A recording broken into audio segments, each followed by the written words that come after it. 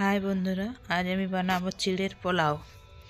তো ফার্স্টে আমি কাঁচা বাদামটা ভেজে নেব তেল দিয়ে,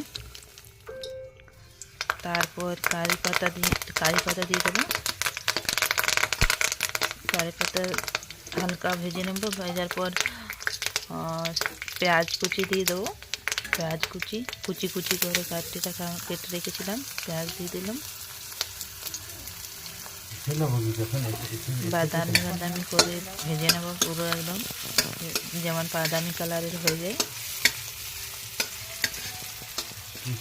কাঁচা লঙ্কা দিয়ে দেবো, লঙ্কা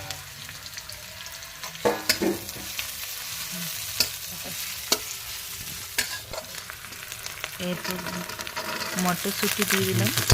মটরশুঁটিগুলো একটু সময় ধরে ভেজে নেবো যাতে হালকা সিদ্ধ হয়ে যায়।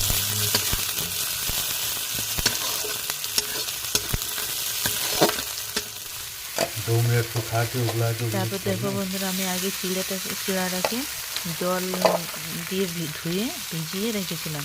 একদম জলটা ছড়িয়ে রেখেছিলাম, ঠিক আছে।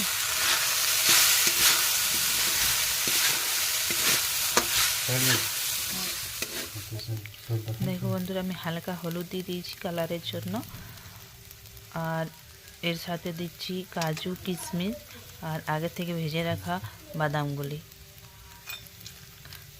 ভালো করে এরপর নেড়ে চেড়ে ভেজে নেব।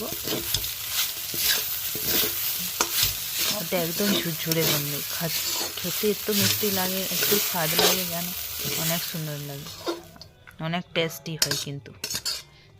देखो बंधुरा एकदम पूरा झुरझुरे